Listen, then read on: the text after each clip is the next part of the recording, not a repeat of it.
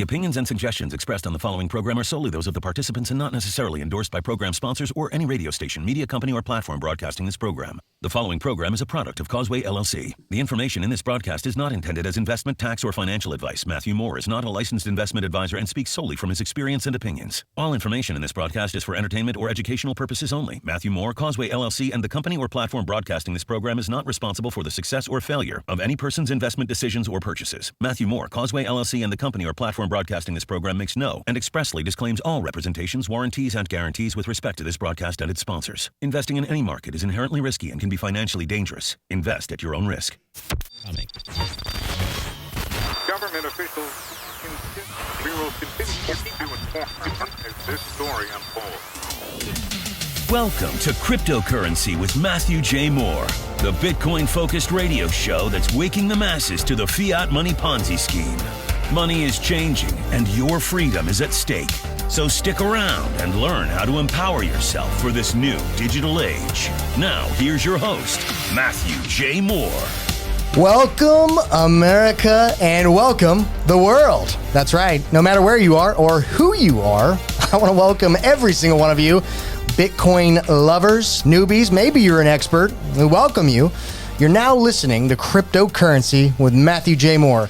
And, you know, I'm going to tell you, you tuned into the right spot because we are literally one of the only syndicated radio shows in the country dedicated to the topic of Bitcoin. So I don't know if you're into technology or finance or liberty or history, but whichever one you're excited about, we're going to talk about it because we like to educate people on all of these subject matters. So buckle up. We got a show for you tonight or today, whenever you're listening to this, because, hey, we're all over the place. We're in Seattle, LA, Atlanta, and we're even on the internet. So, hey, wherever you listen at, welcome. If you're hearing this broadcast, I just need to tell you, you, my friend, are still alive. That's right. You are still alive. There's still hope for you because if you're in your car, if you're in your house, I don't know if you've heard, lock those doors. And I want you to listen really carefully, okay? Because we're all in danger here. Zombies, I don't know if you heard the news, but zombies are currently walking the roads, walking all over this country. And our nightmares, unfortunately, have finally come true. Unlike COVID, though, this virus has been spreading for decades unnoticed, rotting the minds and the hearts of people all around the world unknowingly. But the good news is, guess what? We don't need a shotgun or we don't need machetes. I mean, it might be kind of fun, but we don't need them.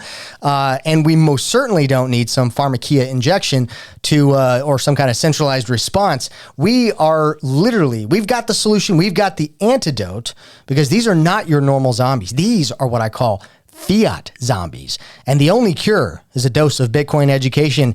And we're going to turn these zombies back into normal human beings. At least that's my hope. And to help me dish out this cure known as Bitcoin, none other than my fellow fiat zombie hunter, Nyc Burns. Nick is filling in for Eric Cooper. Nick, I hope you've loaded up on those orange pills because, my friend, we're going to need them. We're about to end this zombie apocalypse right here, right now. What are your thoughts? I have got magazines and magazines and magazines filled with red pills. I mean, orange pills. Orange pills. Oh my gosh. Oh, we're almost doomed. I've got these orange pills, man, and I am ready to sling them with you, brother. Oh, that's excellent, man. Well, I am excited to have you on the show, and I do have to say I am missing not only my co-host, but my producer, Brian LaRue, who's always on the soundboard. So tonight I'm running the soundboard, so Lord, please help me. Well, Matt, let's go ahead and bring in our guest today. Yeah. He's a well-known fiat zombie tracker who can smell that fiat mindset a mile away. He is also the second half, my better half, of our podcast from our show, the Nyc and Griff Show. Griff, welcome back to the radio show, my friend. I want that on record that Nick said I'm the better half, but thank you for having me again. I appreciate it. It's always good to be on the Matt J. Moore show. Hey, well, we'll see who kills more zombies tonight, either Nick or Griff. We'll make it a contest. All right, well, guys, Nick, Griff, man, it's so good to have you guys back on the show. I know you guys have been on before.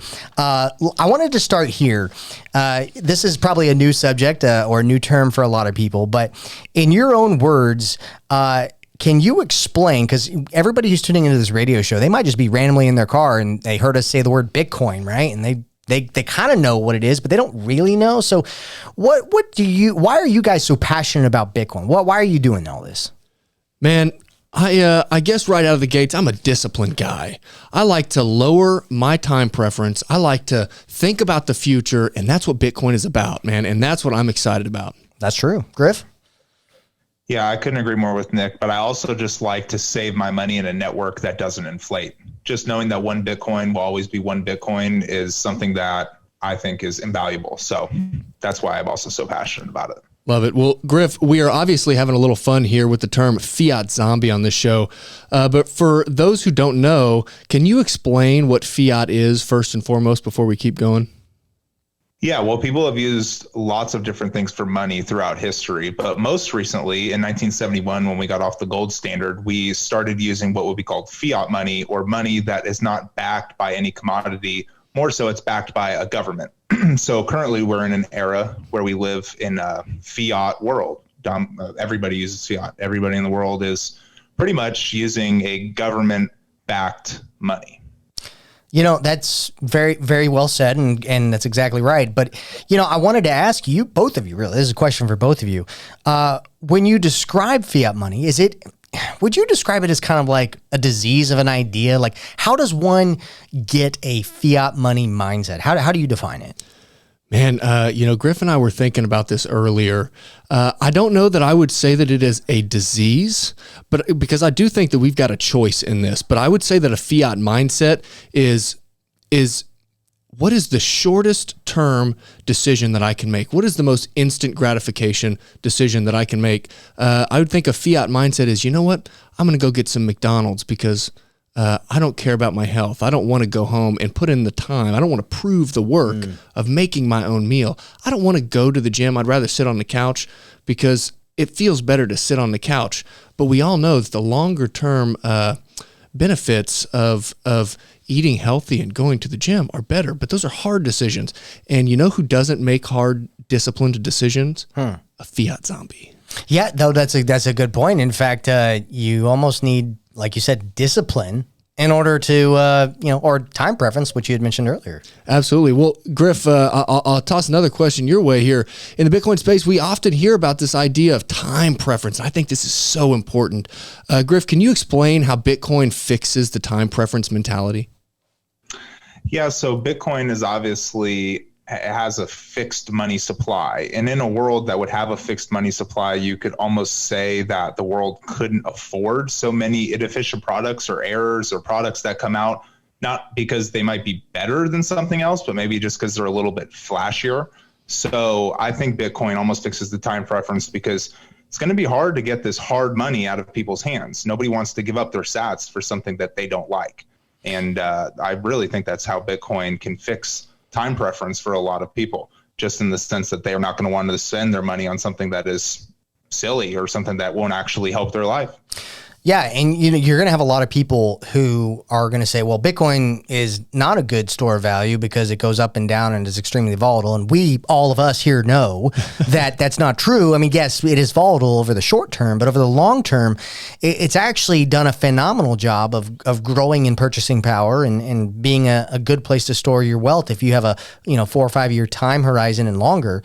And so, I would argue that it's turning into, it's obviously becoming this store of value money. It's going through the stages of something becoming money, but it's encouraging people to save because it's now eventually, and I already feel like it is now anyways, a viable vehicle to save your wealth in, because we all know that saving your wealth in dollars is going to just continually erode until it's worth nothing, because that's the course of every fiat money. But I do have a personal question for both of you guys, and that is, when did you guys realize that you had a fiat mindset? And how long did it take for you to change that? I mean, I know Bitcoin probably played a role in that awakening, but can you guys talk to me about that awakening process for you, that light bulb moment? Well, we mentioned discipline earlier. I think that this has a lot to do with discipline. Maybe I didn't know it as the fiat mindset previously, but I think once you get into it, having a fiat mindset again is making that short-term decision. It's making the instant gratification decision. And I've started working on my discipline much earlier than whenever I found Bitcoin. And then whenever Griff orange pilled me, it was, oh man, I mean, it was we were on to the races. And I'd say it was probably then, it was September, maybe August of 21, whenever I really got into it and figured it out. What do you think, Griff? Yeah, no, I think the biggest thing for me on a fiat mindset, I realized I was on it when I had a few too many credit card bills and I didn't really understand what money was, even though I had obviously a degree in economics. So I was like, this is a little bit interesting. I feel like I don't know as much as I should, and I should probably dive down the rabbit hole of like what this whole money and economics thing is and how I'm going to save some of it for hopefully a nice future for myself. So let's back up here real quick, Griff. You just said that you had a economics degree. Yeah, University at Albany. I have a bachelor's in economics. And after like doing that, accomplishing that, and then going down the Bitcoin road, would you say that your education in economics was helpful or useless because of the stuff they were teaching? Speak to that real quick. I would really just say mostly because I had graduated in 2020, and actually at the University at Albany, I'd taken a class with pretty much the head professor of economics at the university, and everybody failed his class. I got the second highest grade in his class, and it was like a 72%. So obviously there was a lot of rounding going on. And then in my last class that was taught by a 6th-year PhD student, he actually was rounding scores as well. And so I go to his office hours, I go, hey man, like I actually want to know something. You know, I don't understand what's going on. And I actually asked him, I said, have you ever taken this professor? And he said he had taken a class with the same head professor. And he said that in his 5th-year PhD class, everybody failed his class as well. So at that point I said, okay, so you guys are getting PhDs and everybody has bachelor's degrees in economics, but does anybody actually know anything about economics? And that was a big turning point for me, and when I started to find Bitcoin. Wow, that's super interesting. That kind of blows my mind. Well, all right. Well, let's jump back on here on this question, because I do think that a fiat mindset is a problem in society. But do both of you guys believe that maybe a short-term fiat mindset is one of the biggest problems that plagues our society today? Absolutely. I think that this is a cycle that over decades and decades, years and years, it just gets significantly worse. I think it's like exponential decay of human beings. I think that that's what this is. So, I mean, the problems we're seeing today, that we see in politics, that we see all over the world, I think is literally, it's just a compound effect of this fiat mindset going all over the world. What about you, Griff?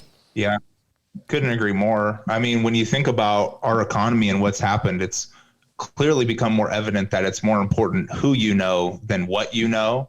And I think over a long period of time, that can really probably weaken an economy when they're not looking. And unfortunately, that might be happening right under our feet right now.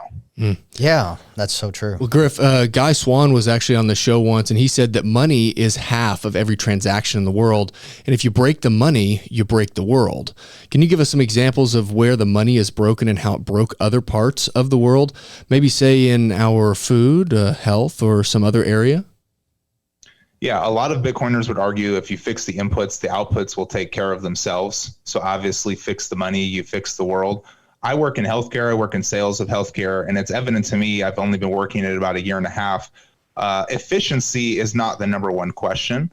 Obviously, when United Healthcare is making $250 billion a year and they don't hire any doctors, obviously that might not be the most efficient way to run healthcare. How about products? Dishwashers, light bulbs, what have you. It's all built for the flashiness, the marketing, trying to get some of this fiat money, trying to get more fiat, because the stuff's inflating. You always need to get more. Nobody's incentivized to build a product that people can buy and hold forever, except for maybe one thing, you know? I think a fun example of that is architecture, right? You see architecture from hundreds of years ago versus what it is today. Oh, it's crazy. Yeah. Well, and to your point, Nick, I mean, when you think about when you've got a monetary system where money can just be made willy-nilly out of thin air, right? There's not a whole lot of incentive for people to be good stewards of that wealth. And we see that with our government. And I know that probably trickles or ripple effects into businesses and even personal budgets and stuff. Everything can be technically insured by the printing press, right? Yeah. And so but if you have a hard, limited form of money that is scarce and adheres to this quote unquote strong constitution, well, you don't want to lose that stuff. You're going to cherish it a whole lot more. I mean, yeah, sure, people cherish fiat dollars now, but that's just because they don't understand what money is. But still, the incentive structure which you're bringing up, the type of money drives the incentives altogether. And I would say our society is extremely sloppy and extremely, instant gratification based off of just that money printer. I think that's a really interesting thought. To add on to that and to keep this thing moving down the road here is, every generation is born at their own ground zero, right? I'm 25 years old. The person that is born today, they have a different baseline than I do. Griff, would you say that the fiat zombie mindset is a slow onset or a fast progression? I think it's kind of like a slower onset, but I don't think the full effects start really coming into play until you become an adult, and at which point you start actually making those choices for yourself of what to do with money. And unfortunately, fiat, in my opinion, is a drug. It's like crack or heroin. You always need more of it until you fall apart or it all blows up. Very rarely are really solid things built when you're just using fiat. So I would say that it's kind of a fast progression as soon as you become an adult, because the entire time you're a kid, it's kind of indoctrinated into you. I mean, they don't teach you about money in school, at least in the state of Ohio. I don't know about you guys. No, I didn't learn it until I was freaking 24 years old. Right. So I would say it's a slow progression because you obviously don't see it coming your entire life, but then you become an adult and everything hits you all at once. And by everything, I mean everything that matters, and that usually involves money. So I would say slow to really fast. Well, we've got about a minute before we got to go to break, but I just wanted to iterate or ask you guys this last question before we go to break. Obviously we all here believe that Bitcoin is the answer to fix this fiat zombie problem. But, in my mind, Bitcoin is kind of like a light bulb moment. And it's so fascinating to watch individuals who learn these philosophical ideas and these ideas around money. Because really, to Griff's point, it's probably what he learned in economics was not so much philosophical as much as it was about formulas and numbers. But do you guys feel like Bitcoin is a light bulb moment for people? Man, absolutely. I think once you figure it out, once you get that light bulb moment, it's like, oh wow. I think it is interesting. Griff mentioned kind of like an example of somebody that's addicted to something, right? Or somebody that is used to taking the shortcuts. Or think of somebody that's maybe cheating on their homework all the time, and they're not actually learning the subject. I think what's going to be interesting is if and when we move over to that Bitcoin standard, man, now you're being put to the test, right? Because now it's not proof of stake, it's proof of work. And okay, I've been taking these shortcuts this whole time, and now I'm being forced to show my cards. That's going to be tough for the people that have been taking the shortcuts. Well, unfortunately, we have to get ready to go to break, but I want to let everybody know that if you're listening to this show, you can always go back and listen to our past shows at mattjmoore.com. You can also check us out on every major podcast platform. If you're listening to this show on the radio, or if you're listening online, share, comment, post, do whatever. Get the word out, because this show is for everybody. This education has to get out there. We'll be right back.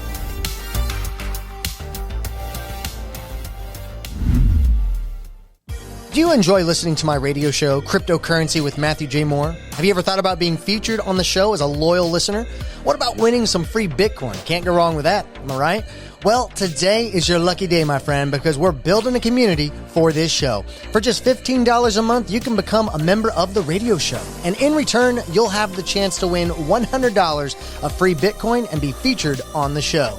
Every month, we will randomly draw one name from the pool of currently paid members, and that person will receive $100 of free Bitcoin and the opportunity to be featured during a segment of the show. We will do this drawing every single month. In addition, everyone who signs up as a member today will receive a complimentary copy of the Little Bitcoin Book, a great educational read around the fundamentals of Bitcoin. Join today before we close membership enrollment. Go to mattjmoore.com/member. Again, that's mattjmoore.com/member. Do you have a strategy to obtain Bitcoin on a regular basis? Do you plan to automate your dollar cost averaging? What about getting all or part of your paycheck in Bitcoin? GetHedge.io is revolutionizing how you get paid. Hedge makes it easy to automatically convert your pay into Bitcoin. Whether you're an employer or employee, you can get started in 4 easy steps. Start getting paid in Bitcoin, Ethereum, or Litecoin. The great part about using Hedge is you can skip the exchange experience altogether and have your Bitcoin sent directly to a wallet you control. Self-custody is key, and GetHedge is giving you the power. Hedge is here to make it easy to stack those sats month after month. Bitcoin, it's a long-term play, so what are you waiting for? Start living on the Hedge, and don't forget to let them know that you heard about Hedge from Cryptocurrency with Matthew J. Moore. Use my referral link at mattjmoore.com, or you can go to gethedge.io. Again, that's gethedge.io. Short-form video content is taking over social media, and with only seconds to capture someone's attention, our team can help you stand out from the crowd. At Sooner Marketing Solutions, we'll produce and publish engaging TikToks, Instagram Reels, and YouTube Shorts. If you feel like you're falling to the wayside and missing out on the exposure that you deserve, click the link in the description to get Sooner results now. The sun, beaches, parties, education, and Bitcoin. This is the recipe for Bitcoin 2023, the largest Bitcoin conference in the world. Ever thought about meeting industry experts? It's the who's who of Bitcoin, and you can't miss it. Join us in Miami, Florida for the annual Bitcoin conference. Use my promo code BTC Radio at checkout. That's BTC Radio. Learn more at mattjmoore.com.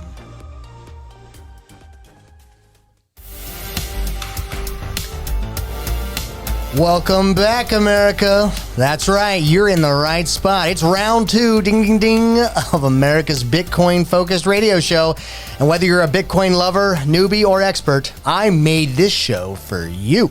So even if you are a Bitcoin hater, maybe you don't believe in this, maybe it's all hogwash, magic internet money, well, I hope you stick around. And, if you want to send me a carefully typed out insult, you most certainly can. You definitely deserve to be heard. But this show, Cryptocurrency with Matthew J. Moore, is a show for everybody. So yes, I want everybody to be listening. And hey, if you've got a friend who might find this show interesting, maybe they were asking questions about Bitcoin, call them up, have them tune into the radio, or have them go to my website, mattjmoore.com, and find this episode and so much more. Because we talk about money, we talk about liberty, we talk about history and technology and so much more. So on today's episode, if you've missed the first segment, we've been chatting about zombies. That's right. Yes, everybody loves zombies, but this zombie is a little bit different. This is what we call fiat zombies. And that is, we've been talking about how fiat government money literally corrupts the mind and hearts of people. It might sound like a crazy idea, and you might think I've lost all my marbles, but in my opinion, it's true. We live in a world where broken money has corrupted society at every degree, and that everyone kind of tends to think like a zombie. There's this groupthink and this infection. But don't worry, because hope is not lost. We have come here today with hope and with the antidote. So join us as we explore why Bitcoin might be the solution to fix this fiat zombie apocalypse. And to help me spread the potential cure is none other than my fill-in co-host and fellow zombie fighter, Nyc Burns. Nick, say hello to all of the remaining humans who might be out there. Hello, all remaining humans and fiat zombies. We are coming for you with big old orange pills. That's right. And I want to go ahead and give a shout out to Brian LaRue. He's my producer. He couldn't be here today, but if you liked our awesome intros and outros, the cool music and the awesome voiceover, well, he does this stuff for hire. You can check him out at beyonduproductions.com. That's beyonduproductions.com. He would be happy to maybe make you a track or mix a project for you. And we're also also, we're actually sitting here in Tulsa, Oklahoma in the Blue Studio, which is a part of Sooner Marketing Solutions. So maybe you've got a business or a project that you want to get out in front of people. You want to market. You got maybe a marketing budget. Hey, give them a call, contact them, go to soonermarketingsolutions.com. They'd be happy to help you. But I'm going to go ahead and hand it over to Nick because Nick's going to introduce something or introduce somebody who is extremely special and a returning guest to the show. Absolutely. It's not just the two of us, Matt, here. We've also got a fellow Bitcoin. Oh, that sounds like a get you good some snack. of that Bitcoin, boy. A fellow Bitcoin tour guide, one who has also managed to convert himself back to a normal human being. His name is Griff, and he is the second half of our show together, the Nyc and Griff Show. Griff, welcome back to round 2. Please introduce yourself to anybody that may be tuning in right now. His mic might be on mute. Uh-oh. The zombies got him. Well, and I am not a zombie. I'm here. It's good to be here for round 2. I'm excited. Oh, whew, I was afraid the zombies got you. All right, well, guys, let's kick it off here. Nyc, Griff, here's a quote, and I don't know if you guys have read this book, but the book called The Law, and I always butcher this guy's name, but Frederick Bastiat. I believe that's how you say it, but it's a small, quick little read. But in this booklet, he talks about money, he talks about corruption, he talks about government, talks about, the law, which hence the name, right? But he has a quote in the book where it says, get this. Now, since man is naturally inclined to avoid pain, and since labor is pain in itself, it follows that men will resort to plunder whenever plunder is easier than work. And history shows this quite clearly. I think that's a great quote, but how do you think that this applies to money? Does our fiat money system encourage people to plunder instead of work? Are fiat zombies simply incentivized to look for the easy way out and, maybe working in the fiat system is maybe no longer viable because everything is just, free this, free that, it's like they're handing out like candy. Yeah, I think the incentive structure is very interesting in this realm, and I think that this absolutely applies to money in the sense that, we were talking about it on the last segment, right? If you're somebody that's consistently taking the shortcut, man, that is not good, right? Because the shortcut does not end in a good place in the long term, right? And I think that in order to create the best life, leave the best legacy, it's got to be done with discipline. It's got to be done correctly. And man, the right decisions are not always the easy decisions. And they're typically the hard decisions. I wake up at 3:55 in the morning so that I can do everything that I need to do in the morning. Do? I do, dude. Bro, props that to is you. hard, but that's a disciplined decision. And I think that this absolutely applies to money. And, we're talking a little bit here about proof of work versus proof of stake. I think that this is a major piece of the conversation. If you don't know what that is, just Google it. But Griff, what do you think? No, I definitely think that this applies to money, just in also the sense that we were just speaking about how convenience and things are so easy nowadays. Well, easy doesn't always mean good, and mistakes are costly unless you can just print the money and fix them right away. Then obviously future generations might actually have to fix those mistakes, and you might be able to slap the Band-Aid on it. But easy money never leads to really good solutions that last a long time. So I think this can definitely apply to how we see money today. And I'm going to go out here on a limb. I don't know if this is exactly true, but based off of what I've studied, it seems to me, have you ever heard that quote that hard times make good men and strong men. Strong men. Yeah. You know the quote that I'm talking about? Strong men make good times. Good times make soft men. Yeah. And soft men create hard times. It's called the fourth turning. This is the idea. It's called the fourth turning. Right. And that's what I was trying to say, but you saved me because I was butchering it. But thank you, Nyc. That's all right. I said Bitcoin earlier. Yeah, Bitcoin. Yeah. Okay. But here's my point, though, with that quote, is when you look at societies, whether it be ancient Rome or even today, it seems that there's a parallel that takes place with the erosion of our money system when it comes to the strong men and the weak men and the good times and the hard times. It seems that fiat, kind of goes hand in hand with those weak men. I mean, have you thought about observing that pattern before? Yeah, I mean, it's super strange. Like you think about like times when we had huge technological growth, huge innovations, things changing for the better. These were real people finding real solutions to real problems. Right now, we've got a crack in the foundation of the house, and we're slapping duct tape on that deal. Right. That's what Fiat is doing. We're printing money to kick the can down the road, so that at some point, somebody does actually have to deal with the problem, and it's been neglected for generations now. Griff, do you have any thoughts on what we just talked about there? No, I mean, yeah, Nick is, as always, he's right on spot. And also when it comes to fiat money, it's also very easy to accumulate debt, especially when fiat is the money.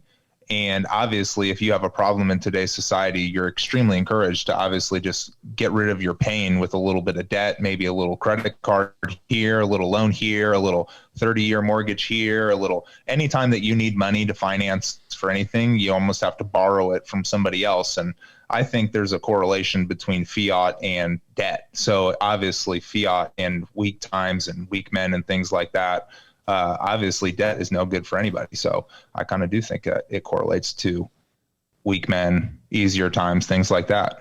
Well, Griff, many times you'll see people in government with the fiat mindset as well. Need some more votes? No problem. Just print some money. We'll solve the problems, Need to go to war? No problem. We'll just print some money. We'll fix our problems. Griff, can you speak to this a little bit? Is the government the worst perpetrator to the fiat mindset? I would say that war has to be the worst perpetrator, but obviously those that go to war are the governments.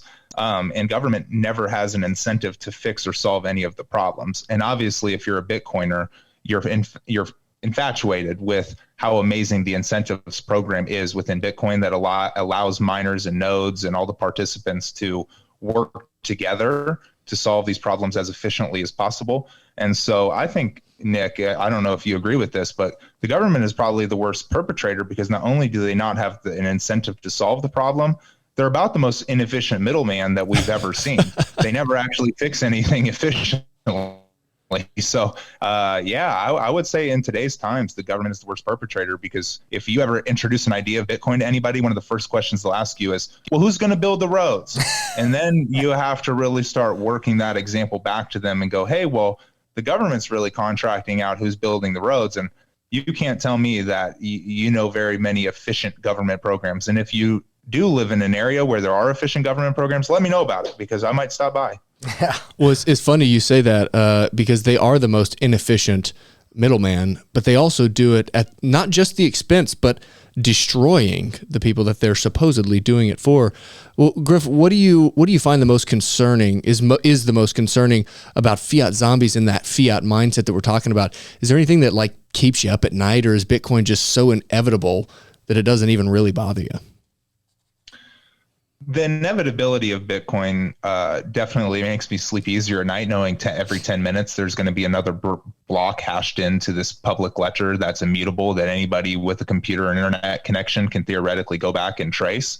That makes me sleep pretty easy, knowing that I have the hardest money ever created on a wallet with 12 words that nobody has any idea where they are. That makes me sleep pretty easy at night. I guess the only thing, and I don't know if you guys have any concerns, is obviously we have some major fiat zombies deciding legislation for a lot of other fiat zombies. And sometimes there are things outside of your control. But fortunately, Bitcoin is very censorship resistant. Bitcoin is very hard to stop, as they say. So I think Bitcoin has already seen some pretty hard times in 14 years that make me say, no, I'm not too concerned with any of these fiat zombies or the fiat mindset. My money is harder than yours.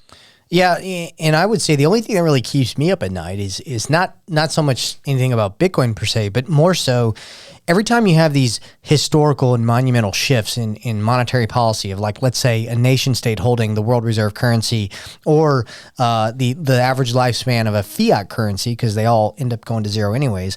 But there's typically significant geopolitical events that take place, whether that be major war or something else that is very disruptive, because, oftentimes when all things go wrong, these collective governments like to point the finger and cast the blame so the politicians can get reelected. So I think the only thing that would probably keep me up at night is, obviously we don't want no thermal nuclear war or anything like that, but but it's like, oh, this Fiat Ponzi scheme is over. We can't let people know. Let's throw a couple bombs. Yep. That kind of worries me a little bit. Oh, well, oftentimes you hear Bitcoiners say things like, "Oh, Bitcoin fixes this," and in many cases that is true. I agree. But what do you say to someone who might be skeptical about this Bitcoin stuff? What do you think Bitcoin fixes most, and why? Griff, what do you think? Bitcoin fixes inflation over time as a money. And I think as you fix inflation, a lot of other things get fixed. I don't think Bitcoin solves everything just because it exists. I think it gives us the ability to solve everything. But it being a fixed money supply and an immutable ledger, I think that fixes inflation. And I think inflation is possibly the biggest, maybe the number one problem America has faced, not only in the last couple of years, but probably since 1913. So it is about 100-year problem that we could fix with Bitcoin. But what about you, Nick? I think this is a really interesting one. I think you're absolutely spot on. The inflation over time is what really impacts our time preference and our decision-making process. We talked a little bit about time preference in segment 1, and that is the degree to which you prefer today versus some point in the future. And if our money is bleeding its value at, say, 2 to 3% every year, well, maybe we don't feel that, or we don't think that we feel that. But what that does is that little by little, step by step, over years and years and years, decades, it impacts our decision-making process. Creates complacency. Yeah, it's so strange. Well, Griff, is there anything that you feel is too far out there? I mean, what have you heard in this space that you don't think is actually true? Like, what does Bitcoin not fix that you've heard people say that it does? To be honest with you, Nick, I'm not sure that there's a problem in the world that can't be solved if we don't fix the inputs. But hey, at the end of the day, you cannot lead a horse to water and make it drink. And I think that holds true for the world. Bitcoin doesn't solve every problem because Bitcoin can't make every market efficient right away. And it can't help everybody solve every equilibrium in their life. So I don't think Bitcoin, in a sense, can make the United States government solvent. I don't think that Bitcoin can fix central banking. It can't really save everything, but I'm not so sure that there's not a lot of problems that Bitcoin can't at least touch in the world. And that's a good point. And Bitcoin kind of creates this analogy, and I'm going to butcher this as well, but I'm going to paraphrase here. I got my butcher knife out today, but I'm going to paraphrase, which is, oftentimes people want to try to fix big problems by jumping into the middle of the mess and trying to change the course of this monstrous ship that's in the ocean, or maybe it's a giant asteroid in space. Like, they want to try to change the trajectory of it. And that can often be almost impossible, if not, extremely, extremely hard. Sometimes the best solution is to opt out of the current system into something that is significantly better, which then motivates other people to jump into that other boat. It's kind of like jumping the Titanic for a boat that's actually doesn't have a hole in it. And so I think Bitcoin is kind of like the same concept, which is, maybe Bitcoin can't fix everything, but it's that life raft. It's that extra, sound boat that we can jump on, or that sound spaceship that we can be on. So when the asteroid does impact the Earth, we're all safe and sound. Yeah, I think that's an interesting thought you've got there, Matt, because, I think incentive structures, right, are huge when we think about this stuff. That's a huge topic when we think about Bitcoin. And Bitcoin incentivizes people to make the disciplined decisions, to delay their gratification. And I think that helps exactly what you're talking about. Yeah. Well, Nyc and Griff, I want to ask you guys this. I mean, because many times we hear people advocate for proof of stake protocols over something like Bitcoin's proof of work protocol. And in my opinion, proof of stake cannot, I repeat, cannot create a fair money system. If anything, it is more like the current fiat system that we have now, because, if you're going to have a fair form of money, both the creators of money and those who work for it have to spend both time, labor, and energy in order to do so. And anybody can participate. But oftentimes this proof of stake protocol concept often benefits an elite group versus, let's say the average Joe. But what are your guys' thoughts on this? Do you think that proof of stake, does that apply to a fiat mindset?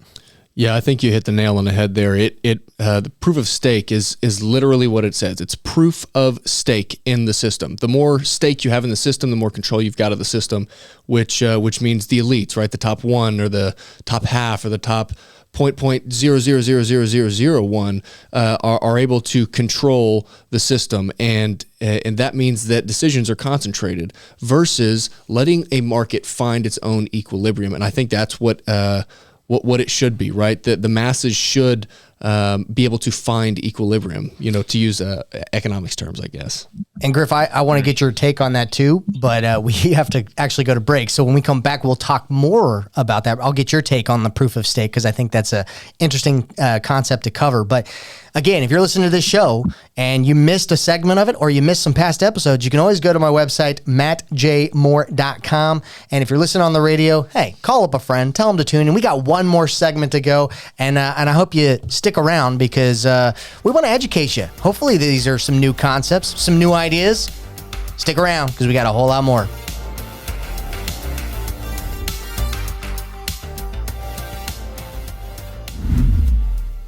The sun, beaches, parties, education, and Bitcoin. This is the recipe for Bitcoin 2023, the largest Bitcoin conference in the world. Ever thought about meeting industry experts? It's the who's who of Bitcoin, and you can't miss it. Join us in Miami, Florida for the annual Bitcoin conference. Use my promo code BTC Radio at checkout. That's BTC Radio. Learn more at mattjmoore.com. Do you enjoy listening to my radio show, Cryptocurrency with Matthew J. Moore? Have you ever thought about being featured on the show as a loyal listener? What about winning some free Bitcoin? Can't go wrong with that, am I right? Well, today is your lucky day, my friend, because we're building a community for this show. For just $15 a month, you can become a member of the radio show. And in return, you'll have the chance to win $100 of free Bitcoin and be featured on the show. Every month, we will randomly draw one name from the pool of currently paid members, and that person will receive $100 of free Bitcoin and the opportunity to be featured during a segment of the show. We will do this drawing every single month. In addition, everyone who signs up as a member today will receive a complimentary copy of the Little Bitcoin Book, a great educational read around the fundamentals of Bitcoin. Join today before we close membership enrollment. Go to mattjmoore.com/member. Again, that's mattjmoore.com/member. Do you have a strategy to obtain Bitcoin on a regular basis? Do you plan to automate your dollar cost averaging? What about getting all or part of your paycheck in Bitcoin? GetHedge.io is revolutionizing how you get paid. Hedge makes it easy to automatically convert your pay into Bitcoin. Whether you're an employer or employee, you can get started in 4 easy steps. Start getting paid in Bitcoin, Ethereum, or Litecoin. The great part about using Hedge is you can skip the exchange experience altogether and have your Bitcoin sent directly to a wallet you control. Self-custody is key, and GetHedge is giving you the power. Hedge is here to make it easy to stack those sats month after month. Bitcoin, it's a long-term play, so what are you waiting for? Start living on the Hedge, and don't forget to let them know that you heard about Hedge from Cryptocurrency with Matthew J. Moore. Use my referral link at mattjmoore.com, or you can go to gethedge.io. Again, that's gethedge.io. Short-form video content is taking over social media, and with only seconds to capture someone's attention, our team can help you stand out from the crowd. At Sooner Marketing Solutions, we'll produce and publish engaging TikToks, Instagram Reels, and YouTube Shorts. If you feel like you're falling to the wayside and missing out on the exposure that you deserve, Click the link in the description to get Sooner results now.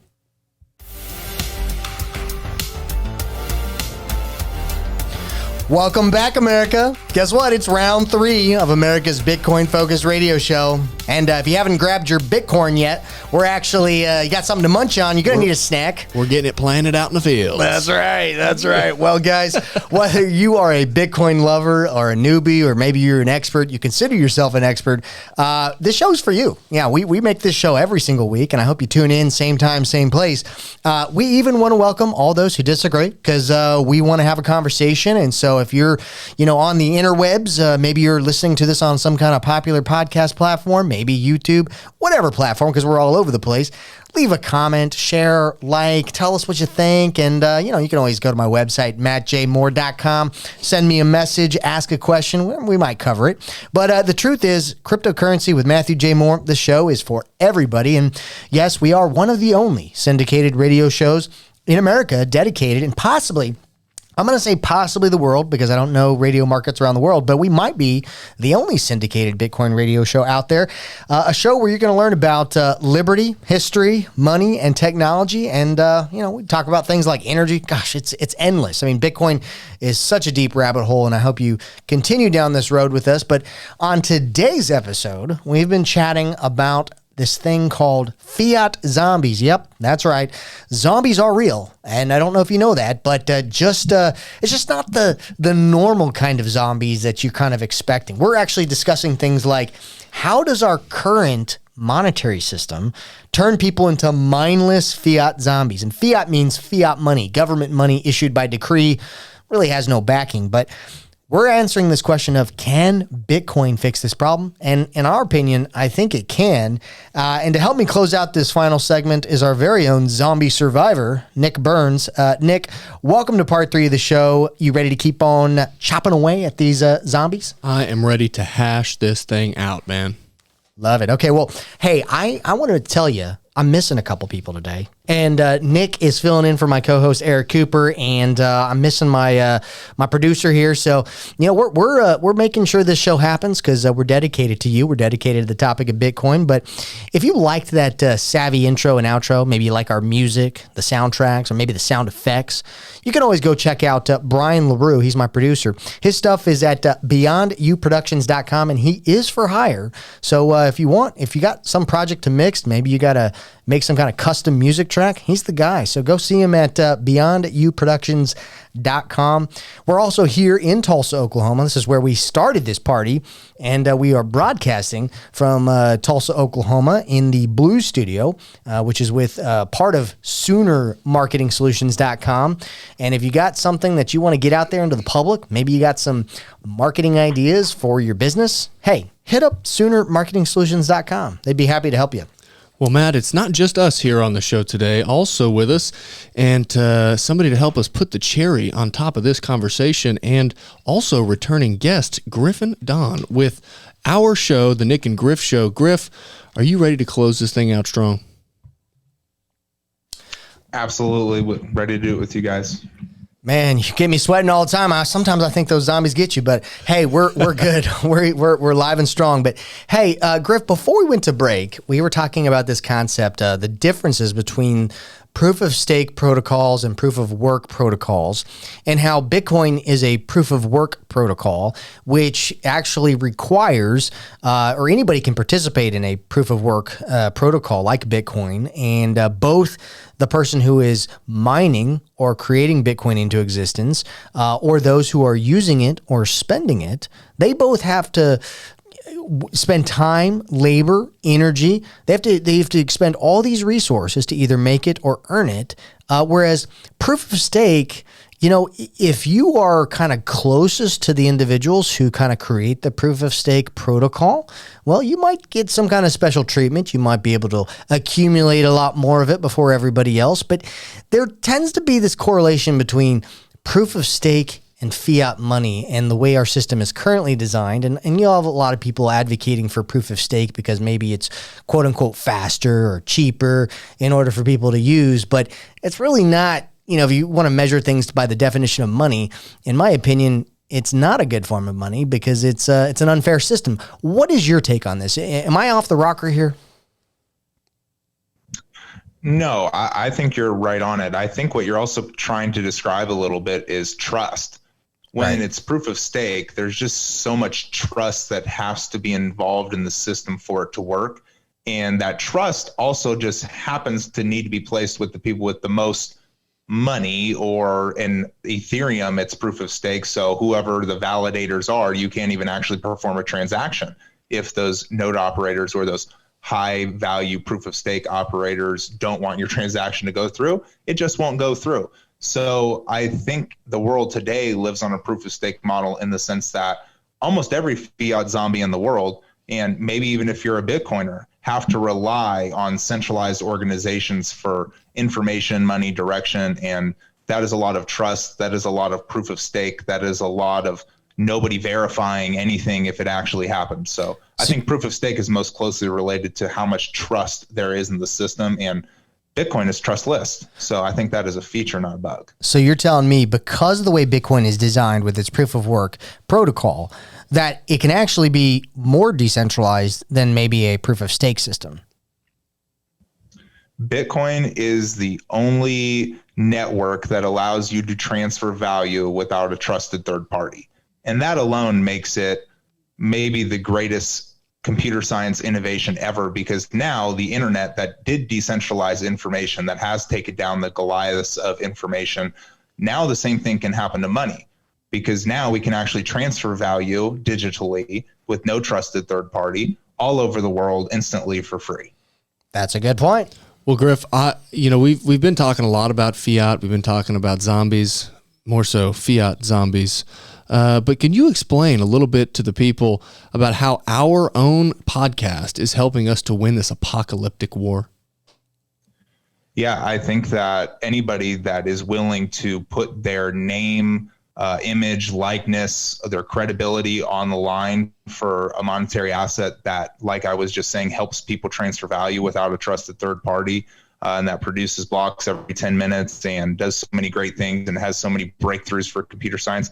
I think anybody that's willing to put it on the line and put their name on it right now, as Bitcoin is so early, we're only year 14 in, and we're not even at, I don't even think we're at a million blocks yet. So once we accumulate more blocks, I think more people will join us. But I think our podcast is helping because we're willing to talk about it. It's a breakthrough that is coming, whether people want it or not. And I think because of that, people are probably going to need us to help educate them going forward. But I don't think guys like Nick and I are doing this for the power. I think we're going to be willing to help onboard almost anybody into Bitcoin.